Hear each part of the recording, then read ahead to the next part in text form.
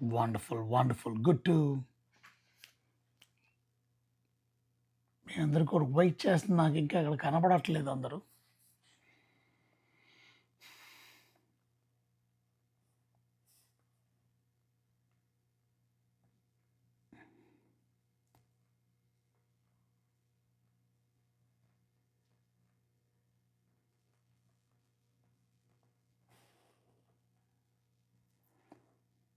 So okay.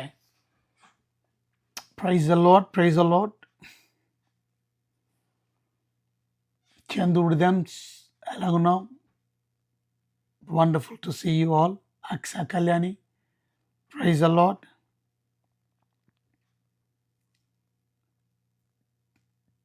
Good to see you. Good to see you, everyone.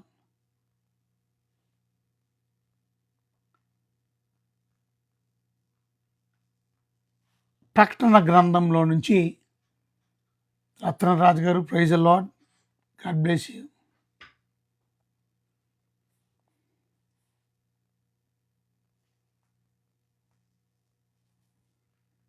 Jyothi, praise the lord.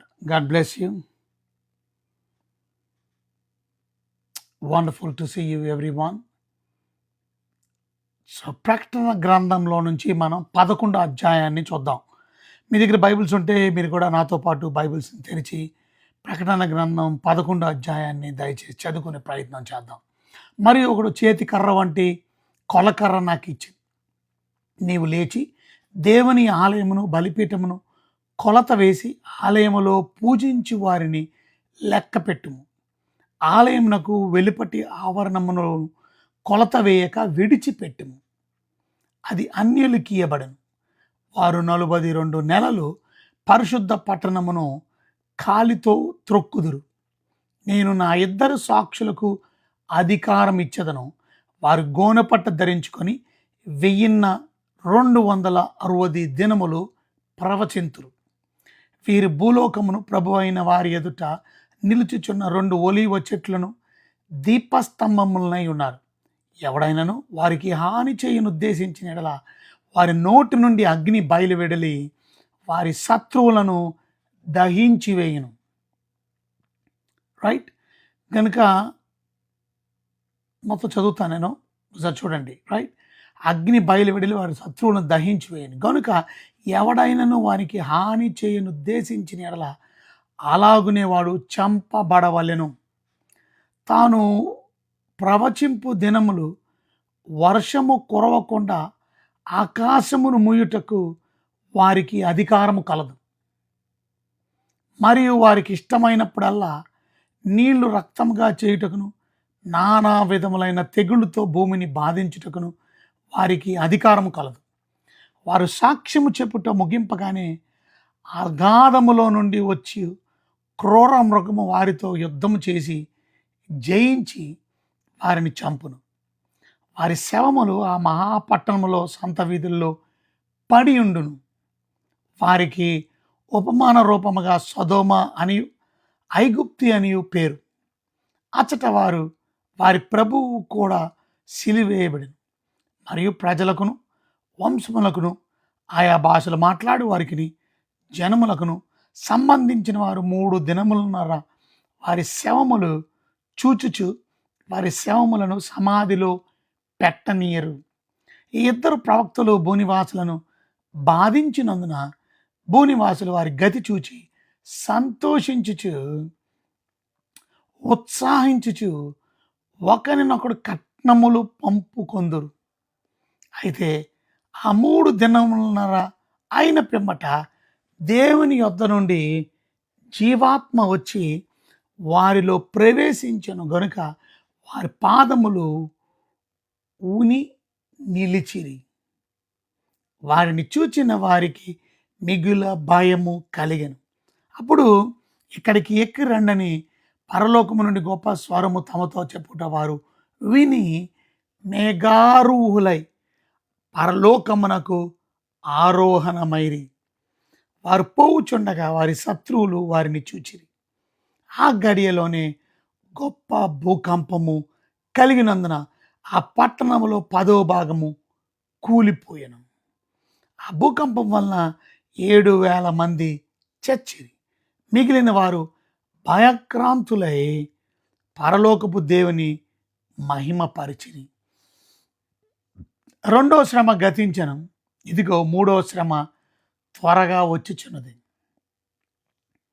7వ దూత బోర ఊదినప్పుడు పరలోకము నుండి గొప్ప శబ్దము పుట్టెను. ఆ శబ్దము ఈ లోక రాజ్యం, మన ప్రభువు రాజ్యమును, ఆయన క్రీస్తు రాజ్యమును ఆయన యుగయుగముల వరకు ఏలును అనెను. అంతటా దేవుని ఎదుటను సింహాసనములకు 24 పెద్దలు సాష్టాంగపడి దేవునికి నమస్కారం చేసి, వర్తమాన భూత భవిష్యత్ కాలంలో దేవుడైన ప్రభువా, సర్వాధికారి, నీవు నీ మహాబలమును స్వీకరించి ఏలుచున్నావు గనుక మేము నీకు కృతజ్ఞతాస్తుతులు చెల్లించుచున్నాం. జనులను కోపగించినందున నీకు కోపము వచ్చెను. మృతులు తీర్పు పొందుటకు నీ దాసులకు, ప్రవక్తలకు, పరిశుద్ధులకును, నీ నామమునకు భయపడు వారికి నీ తగిన ఫలము ఇచ్చుటకును, గొప్పవారేమి కొద్దివారేమి భూమిని నశింపజేయ వారిని నశింపజేయుటకును సమయము వచ్చి ఉన్నదని చెప్పిరి. పరలోకమందు దేవుని ఆలయము తెరవబడగా యెహోవా నిబంధన మందసము ఆయన ఆలయములో కనబడను. అప్పుడు మెరుపులు ధ్వనులు, ఉరుముల ధ్వనులు, భూకంపములు, గొప్ప వడగండ్లను పుట్టెను. రైట్. కనుక ఇక్కడ మనం చూస్తే దేవుని వాక్యంలో నుంచి 11వ అధ్యాయంలో మనకి 3 విషయాలు కనబడుతుంది. మొదటిది, దేవుని మరియు ఒకడు చేతికర్ర వంటి కొలకర్ర నాకు ఇచ్చాడంట, యోహానికి ఇచ్చాడంట. నీవు లేచి దేవుని మందిరమును లేక దేవుని ఆలయమును, బలిపీఠమును కొలత వేసి ఆలయములో పూజించి వారిని లెక్క పెట్టుము. అది అన్యులు. నెక్స్ట్ 2వ వచనంలో, ఆలయమునకు వెలుపటి ఆవరణమును కొలత వేయక విడిచిపెట్టుము, అది అన్యులకు ఇయ్యబడెను. అది 42 నెలలు పరిశుద్ధ పట్టణమును కాలితో త్రొక్కుదురు.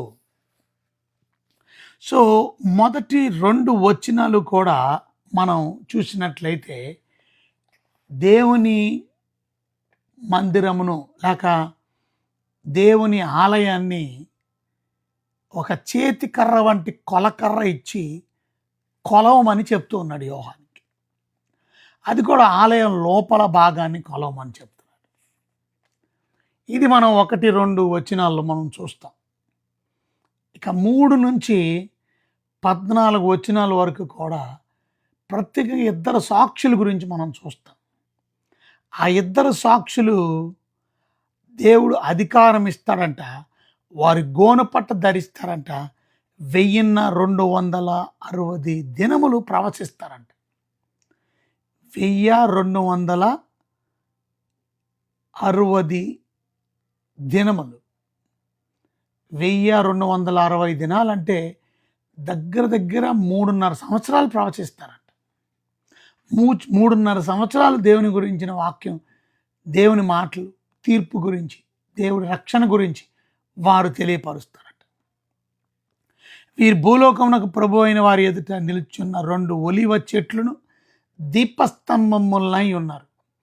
వీరు ప్రత్యేకంగా ఒలివ చెట్లుగా పిలువబడుతున్నారు, వారు దీపస్తంభముగా పిలువబడుతున్నారు. ఓకే. ఎవడైనాను వారికి ఒకవేళ హాని చేయడానికి ఉద్దేశిస్తానంట, హాని చేసినటువంటి వాడు, వారు 2 సాక్షుల నోట్లో నుంచి వచ్చే అగ్ని బయటికి రావడంతో వారు హాని చేసేవారు కాలిపోతారు, దహించబడతారు. కనుక వారికి ఎవ్వరూ హాని చేయడానికి తెగించలేరు. వీళ్ళిద్దరూ కూడా అంత పవర్ఫుల్గా పని చేయబోతున్నారు. రైట్. కనుక ఇక్కడ మనం నేర్చుకోవాల్సిన ప్రాముఖ్యమైన విషయం, ఈ యొక్క 2 సాక్షులు కూడా మరి ఏలియా అలాగే మోషే అయి ఉండొచ్చు. కనుక వి నెవర్ నో. కనుక 2 విట్నెసెస్ గురించి మనం చూసినట్లయితే వీళ్ళిద్దరూ కూడా వ్యక్తులు, బట్ వీరికి ఒక స్పెషల్ పవర్ని గ్రాంట్ చేసినట్టు మనం చూస్తున్నాం. వీరికి ఒక ప్రత్యేకమైనటువంటి శక్తి, వారికి ప్రత్యేకమైన అధికారము దేవుడి నుండి ఇవ్వబడ్డాయి. వారు ప్రసంగం చేయడానికి, వారు దేవుని వర్తమానాన్ని అందించడానికి ఈ యొక్క 7 ఏళ్ల శ్రమల్లో దగ్గర దగ్గర 3.5 సంవత్సరాలు రక్షణ గురించి, అలాగే ప్రత్యేకంగా తీర్పు గురించి, దేవుని యొక్క తీర్పు గురించి వారు చెప్పనై ఉన్నారు. కనుక వారు పాత నిబంధన యొక్క మరి ఆ వచనాన్ని నెరవేరుస్తున్నటువంటి వారిగా ఉన్నారు.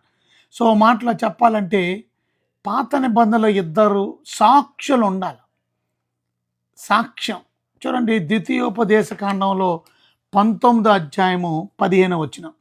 మీ దగ్గర బైబిల్స్ ఉంటే నాతో కూడా బైబిల్ గ్రంథాన్ని తెరిచి మీరు చూడాలని మనవి చేస్తున్నాను. ద్వితీయోపదేశ కాండం ఓకే 19వ అధ్యాయము 15వ వచనం నేను చదువుతాను, మీరు ఒకసారి బైబిల్ ఉన్నవారు చూడండి. ఒకడు చేయు సమస్త పాపములో ఏ అపరాధమును గూర్చినే గాని, ఏ పాపమును గూర్చియే గాని ఒక సాక్షి యొక్క సాక్ష్యము అంగీకరింపకూడదు. ఒక సాక్షి యొక్క సాక్ష్యాన్ని అంగీకరించకూడదు. 2 సాక్షులు మాట మీదనైనను, 3 సాక్షుల మాట మీదనైనను ప్రతి సంగతి స్థిరపరచబడును. ఎంతమంది సాక్షులు కావాలంట? 2 లేక 3. ఇంకా మనం చూసినట్లయితే యోహాను సువార్త 8వ అధ్యాయంలో మనం చూస్తే, యోహాను సువార్త 8వ అధ్యాయం చూడండి 17వ వచనాన్ని మనం చూసినట్లయితే, 8వ అధ్యాయము 17వ వచనం, మరియు 2 మనుషులు సాక్ష్యము సత్యమని మీ ధర్మశాస్త్రములో రాయబడి ఉన్నది కదా. 2 సాక్షులు సత్యమని, 2 మనుషుల సాక్ష్యము సత్యమంట. 2 మనుషులు ఉండాలి. 2 మనుషులు సాక్ష్యమని మీ ధర్మశాస్త్రం తెలియపరుస్తున్నది. అది హెబ్రీయులకు రాసిన పత్రికలో కూడా మనం చూస్తే, హెబ్రీయులకు రాసిన పత్రిక 10వ అధ్యాయము చూడండి, మీ దగ్గర బైబిల్స్ ఉంటే హెబ్రీయులకు రాసిన పత్రిక 10వ అధ్యాయం 28వ వచనం. 10వ అధ్యాయం 28వ వచనం, ఎవడైనను మోషే ధర్మశాస్త్రమును నిరాకరించిన యెడల 2-3 సాక్షుల మాట మీద కనికరింపబడకుండా వాని చంపించుదురు. ఎంతమంది సాక్షులు ఉండాలంట?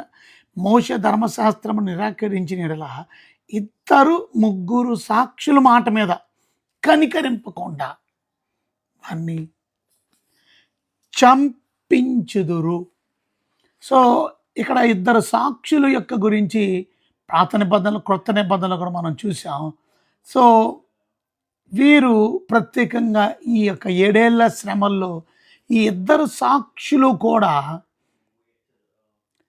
దేవుని యొక్క సాక్ష్యాన్ని, దేవుని మాటని, దేవుడి గురించి మేము చెప్పామని ఇజ్రాయేలీలకి తెలియపరచడానికి, సో ఆయన తీర్పు గురించి, ఆయన కృప గురించి, ఆ గాస్పల్ సువార్త గురించి, కనుక ఎవరైతే మారు మనసు పొందుతారో, రక్షించబడతారో, వారు పాపము నుండి బయటికి రావడానికి చూసారు 2 సాక్షులకి కూడా. సో ఇక్కడ మనం చూస్తే ఈ 2 సాక్షులు మేబీ మోసెస్, ఏలియా అయి ఉండొచ్చు. కనుక ఎందుకంటే మనం చూసాం, మోసే భూమి మీద మనం తెగులు తీసుకురావడం, వీళ్ళు కూడా తెగులు. అలాగే ఏలియా గారిని మనం చూసాం, వర్షం రాకుండా ఆఫ్ చేశాడు. కనుక వీరు 2 సాక్షులు ఎవరు పేర్లు రాయలా, కానీ మేబీ ఎలైజా అండ్ మోసెస్ అయి ఉండొచ్చు. ఎందుకనంటే యూదా ట్రెడిషన్స్ ప్రకారం కూడా, యూదా మత గ్రంథాల ప్రకారం బోత్ మోసెస్ అండ్ ఎలీజా వస్తారు ఫ్యూచర్లో అని వారు తెలియపరుస్తారు, గ్రంథాలు తెలియపరుస్తారు. అంత మాత్రమే కాదు, యేసుక్రీస్తు ప్రభువారు ఆ రూపాంతరం పొందినటువంటి ఆ కొండ దగ్గర మనం చూస్తే ఇద్దరు మనుషులు పరలోకం నుండి దిగి వచ్చారు. ఒక ఆయన ఏలియా, ఒక ఆయన మోషే. అందుకని పేతురు అంటాడు, ప్రభువా నీకు ఒక పర్ణశాలను, మోషేకు ఒక పర్ణశాలని, ఏలియాకు ఒక పర్ణశాలని ఇక్కడ కట్టేద్దాం, ఇక్కడే ఉందాం, చాలా బాగుంది అని అంటాడు పేతురు. కనుక మోషే ఏలియాలు ఆ రూపాంతరం కొండ దగ్గర మనం చూస్తే వారు వచ్చారు.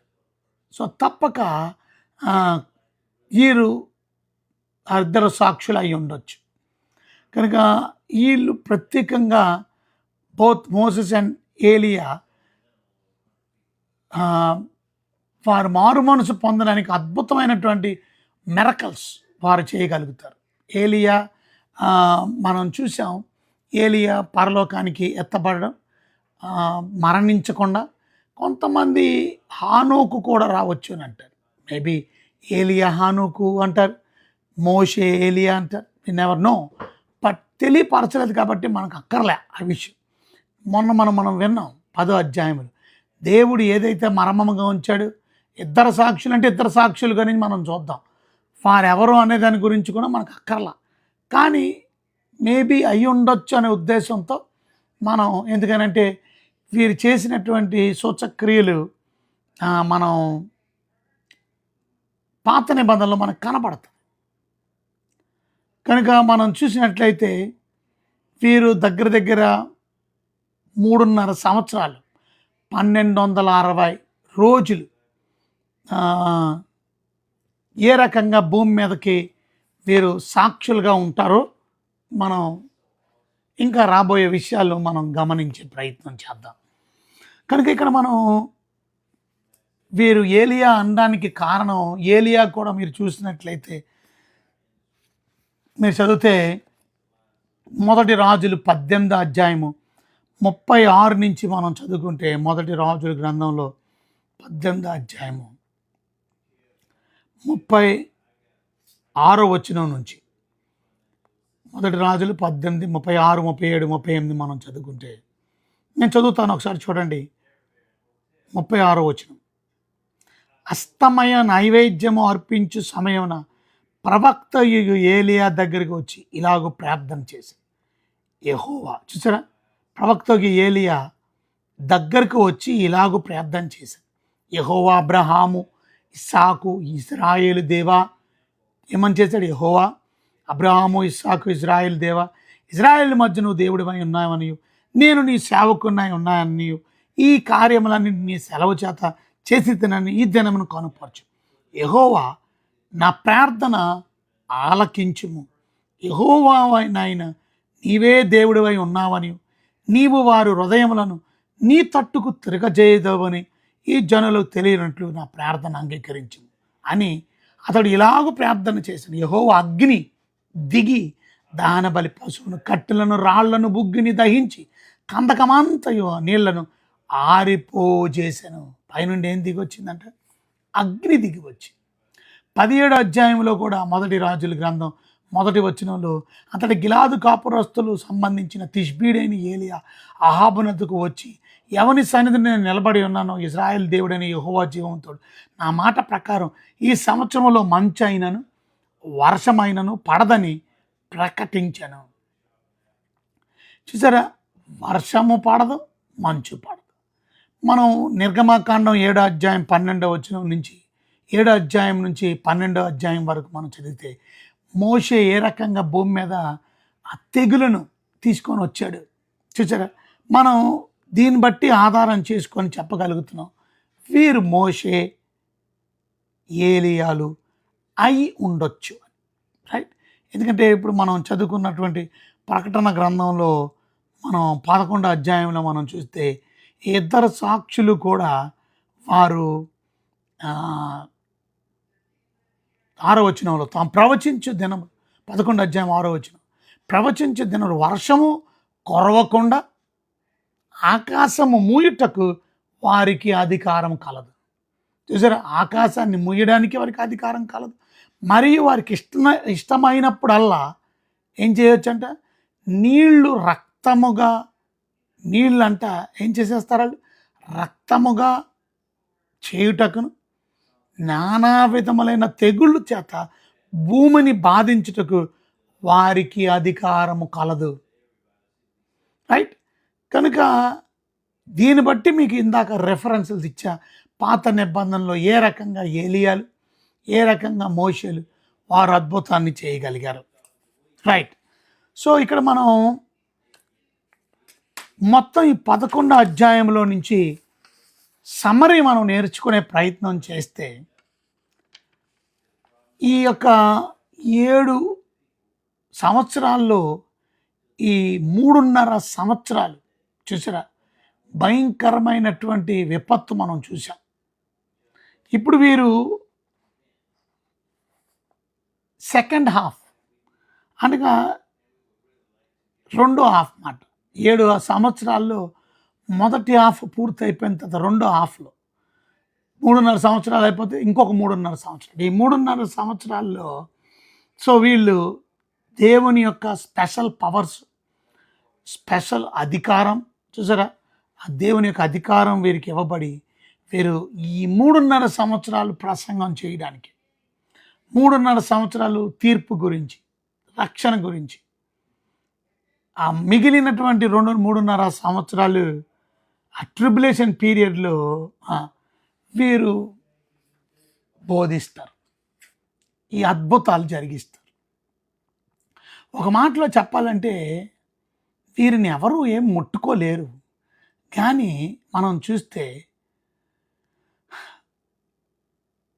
17వ వచనం, వారి సాక్ష్యం చెప్పుట ముగింపగానే, ఈ ఎప్పుడైతే వారి సాక్ష్యం చెప్పడం అయిపోయిద్దో, అగాధములో నుండి వచ్చి క్రూర మృగము వారితో యుద్ధం చేయడానికి జయించి వారిని చంపేస్తాడు. అగాధములో నుంచి వచ్చే క్రూర మృగం. ఇక్కడ మనం చూసినట్లయితే ఈ క్రూర మృగం అగాధంలో నుంచి వచ్చి ఈ 2 సాక్షుల్ని చంపి పాడేస్తాడు. అప్పుడు జరిగే విషయం ఏంటంటే, వీరిని చంపేసిన తర్వాత వారి శవములంట ఆ మహాపట్టణములో, ఆ యెరూషలేం పట్టణము ఆ సంత వీధుల్లో పడి ఉండగా వారిని ఉపమాన రూపముగా సొదొమ అని, గొమొర్రా అని పేరు, అచ్చట వారు ప్రభువుని కూడా సిలువ వేయబడి, మరియు ప్రజలు, వంశములు, ఆయా భాషలు మాట్లాడేవారు, జనములకును సంబంధించిన వారు 3 దినములున్నర వారి శవములను చూచుచు వారి శవములను సమాధిలో పెట్టనీయరు. దగ్గర 3.5 days వారి శవాల్ని రోడ్డు మీదే అలాగే బయటే ఉంచేస్తారు. వారి సమాధులు కూడా పెట్టనీయరంట. ఇంకా మనం చూస్తే ఈ 2 ప్రవక్తలు భూనివాసులను బాధించినందున భూనివాసులందరూ కూడాని వారి గతిని చూచి సంతోషిస్తారంట. చచ్చారా, పేడ విరగడయిందిరా. చూసారా, ఇవాళ క్రైస్తవులను కూడా హింసించి చచ్చారా, ఇంకా మీరేం చెప్తారా సువార్త, ఇంకా మీరు ఎవరికి చెప్తారా సువార్త అన్నట్టు వీళ్ళు సువార్త సాక్ష్యాన్ని పంచుకున్నారు. కానీ ఈ 3.5 సంవత్సరాలు చెప్పబడినటువంటి సాక్ష్యం పూర్తి అయిపోయిన తర్వాత, వారి పని పూర్తయిన తర్వాత అగాధములో నుంచి వచ్చినటువంటి ఈ యొక్క బీస్ట్, అగాధములో నుంచి వచ్చినటువంటి, ఇక్కడ మనం చూసినట్లయితే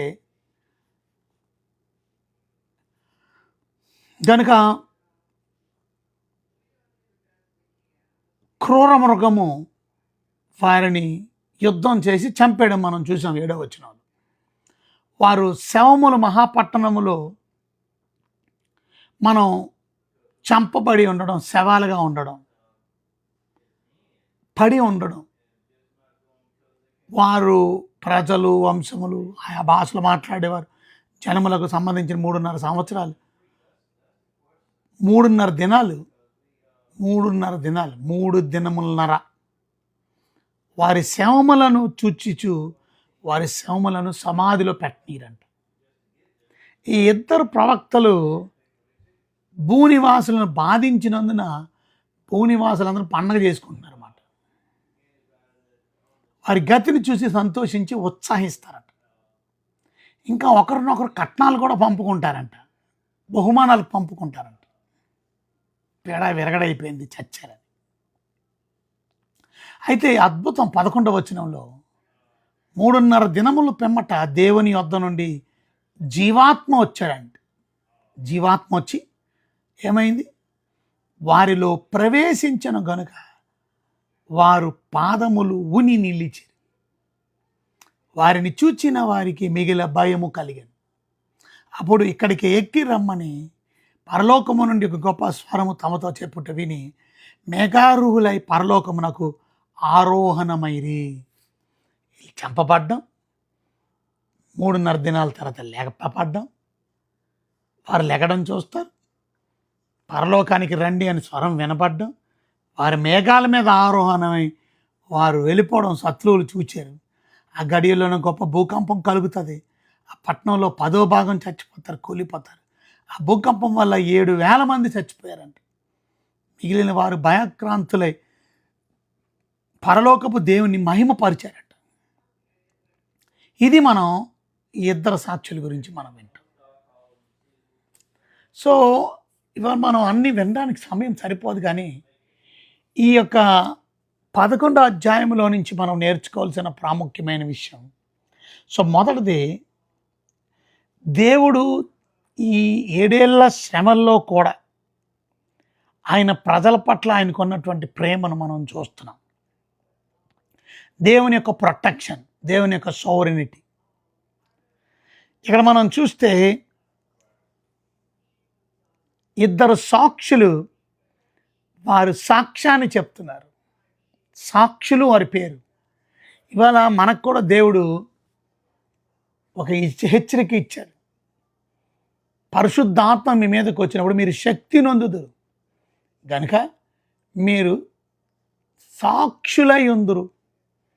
దేవుడు బిడ్డలంగా మనం ఎంతమంది సాక్షులంగా ఉన్నామండి? దేవుని వాక్యాన్ని ఇతరులకు చెప్పే సాక్ష్యం మనం చెప్పగలుగుతున్నామా? సత్యాన్ని ప్రకటించగలుగుతున్నామా?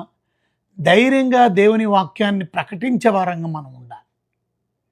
ఈ ఆఖరి దినాల్లో ఎంతమంది దేవుని వాక్యాన్ని ధైర్యంగా ప్రకటించగలుగుతున్నారు? ఈవెన్ దో సఫరింగ్ ఉంటుందని తెలిసి, ఈవెన్ దో మనం చచ్చిపోతామని తెలిసి అయినను, ఎందుకంటే ఒక స్టోరీ మీరు అర్థం చేసుకోవాలా. Death is not the end of God's people. మరణం అనేది దేవుని పిల్లలకి అంతిమం కాదు, ఆఖరి కాదు. వీళ్ళందరూ పండగ చేసుకుంటున్నారు, కానీ మీరు గమనించారా? దేవుడు యొక్క జీవాత్మ దిగి వచ్చి వారిలోకి ప్రవేశించగానే వారు మళ్ళా తిరిగి లేచారు. మరణం అనేది దేవుని బిడ్డలకి ముగింపు కాదు అనే సత్యాన్ని మనం అర్థం చేసుకోవాలి. మరణం అనేది ముగింపు కాదు. దేవుడు మరణంలో నుంచి వీరిద్దరిని మళ్ళా తిరిగి లేపడం చూసారా, పరలోకానికి తీసుకొని వెళ్ళడం. ఈరోజు దేవుని బిడ్డలమైనటువంటి మనం మొదటి దెస్సలోనికీయులు రాసిన పత్రికలో 4వ అధ్యాయంలో 14వ వచనంలో ఇలా రాయబడి ఉంది. క్రీస్తు మృతి పొంది తిరిగి లేచిన మనం నమ్మిన ఎడల అదే ప్రకారము యేసునందు నిద్రించిన వారిని దేవుడు ఆయనతో కూడా వెంట పెట్టుకొని వస్తారు. క్రీస్తు నందుండి మృతులైన వారు మొదట లేతురు అనే బైబిల్ మాట మర్చిపోకండి. సో తప్పక యేసును నమ్ముకొని చనిపోయినటువంటి మనము తిరిగి లేపబడతాం. వారు ఎలాగైతే లేపబడ్డారో చూసారా, మనం దానికి ముందుగానే ఈ వాక్యాలు మనకి ఎందుకు ప్రవచన వాక్యాలు రాసిపెట్టి ఉంచాడంటే, క్రైస్తవులకి మరణం అనేది ముగింపు కాదు అనే నగ్న సత్యాన్ని నేను గ్రహించాను. ప్రకటన గ్రంథంలో నుంచి అనేకమైన విషయాలు మనం నేర్చుకోవడానికి దేవుడు కృప దయచేస్తున్నాడు. 11వ అధ్యాయము రేపటి దినం మరి ఇంకా వివరంగా మనం ధ్యానం చేద్దాం. కానీ ఇవాళ 3 విషయాలు మనం ధ్యానం చేసుకున్నాం. మొదటిది, దేవుడు ట్రయల్స్ అండ్ ట్రిబులేషన్స్లో నువ్వు ఏ పరిస్థితుల గుండా వెళ్తున్నప్పటికీ కూడా, ప్రస్తుతం నీ జీవితంలో కష్టాలు గుండా వెళ్తున్నావా, సమస్యలు గుండా వెళ్తున్నావా, ఇబ్బందులు గుండా వెళ్తున్నావా, దేవుడు నిన్ను విడిచిపెట్టే దేవుడు కాదు. నిన్నెన్నడూ విడిచిపెట్టడు, గుర్తుపెట్టుకో. 2, వాళ్ళు ఎలాగైతే సాక్ష్యం చెప్పారో నువ్వు నేను కూడా ప్రభు కొరకు సాక్ష్యం చెప్పడానికి నీకు నాకు పరిశుద్ధాత్ముడి దేవుడిచ్చాడు. పరిశుద్ధాత్ముడి దేవుడిచ్చింది గొడవలాడుకోవడానికి కాదు. పరిశుద్ధాత్మని దేవుడిచ్చింది నేను భాషల్లో మాట్లాడతాను, నువ్వు మాట్లాడట్లేదు, అందుకని నీలో పరిశుద్ధాత్ముడు లేదు, ఇలాగ తగాదాలు పెట్టుకోవడానికి కాదు. నువ్వెవరు తీర్పు తీర్చడానికి పరిశుద్ధాత్మ ఉన్నాడో లేడో అని, భాషలు మాట్లాడితేనే పరిశుద్ధాత్మ ఉన్నాడని ఇలాంటి చెత్త స్టేట్మెంట్లు ఇవ్వకండి. వాక్యాన్ని నేర్చుకోండి, వాక్యం తెలుసుకోండి. దేవుని వాక్యం సెలవిస్తుంది, తప్పక ఎవరైతే రక్షించబడతారో, ఎఫెసీయులకు రాసిన పత్రిక 1వ అధ్యాయం 13వ వచనంలో సత్యవాక్యమును అనగా రక్షణ సువార్తను విని విశ్వాసం ఉంచి ఆత్మ చేత ముద్రించబడ్డాం. మనం ఎవరైతే ప్రభు అయిన యేసు క్రీస్తునందు విశ్వాసం ఉంచారో వారిలోకి పరిశుద్ధాత్ముని దేవుడిచ్చారు. గలతీయులకు రాసిన పత్రిక 3వ అధ్యాయం 2వ వచనంలో మీరు ఆత్మను ఎలా పొందుకున్నారు, విశ్వాసం వల్ల ఆత్మను పొందుకున్నారని విషయం మర్చిపోయారా, క్రియల వల్ల పొందుకున్నారా అని అడుగుతాడు. కిందకి వెళ్ళి చదివితే విశ్వాసం వల్ల మనం ఆత్మను పొందుకున్నాం. అబ్రహాము దేవుని నమ్మెను, అది అతనికి నీతిగా ఎంచబడను. కనుక రక్షించబడినటువంటి వారు పరిశుద్ధాత్ముడిని దేవుడు బహుమానంగా ఇచ్చాడు. ఆ పరిశుద్ధాత్ముడు మనలోకి ఇవ్వబడింది మనం ధైర్యంగా దేవుని సువార్తను ప్రకటించడానికి, ధైర్యంగా ప్రభు కొరకు సాక్షులుగా ఉండడానికి.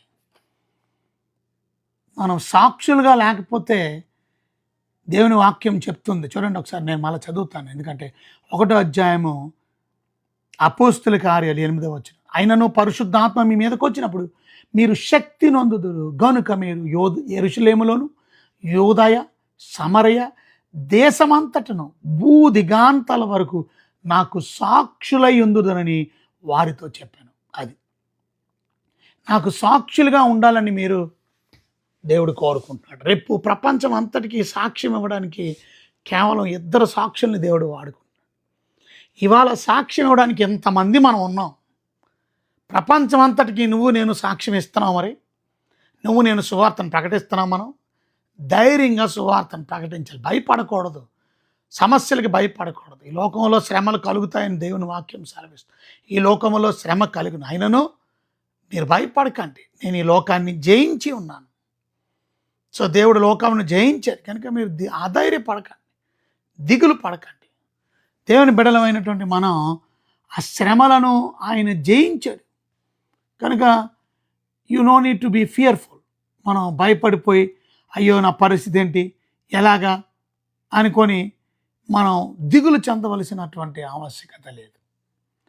ఎందుకంటే దేవుడు మనలను ధైర్యంగా ఉండమన్నాడు. చూడండి ఒకసారి మనం చూస్తే 16వ అధ్యాయము యోహాను సువార్త 33వ వచనం. నా యందు మీకు సమాధానం కలిగినట్లు ఈ మాటలు మీతో చెప్పుచున్నాను, లోకములో మీకు శ్రమ కలుగును. దేవుని వాక్యం సెలవిస్తుంది, లోకములో మీకు శ్రమ కలుగును, అయినను ధైర్యం తెచ్చుకోండి. ఇది 7 ఏళ్ల శ్రమల గురించి చెప్తున్న మాటలు కాదు. ప్రభుకు సాక్షులుగా మీరు జీవిస్తున్నప్పుడు మీకు శ్రమ కలుగుతుంది, అయినను ధైర్యం తెచ్చుకోండి, నేను ఈ లోకమును జయించి ఉన్నాను అనెను.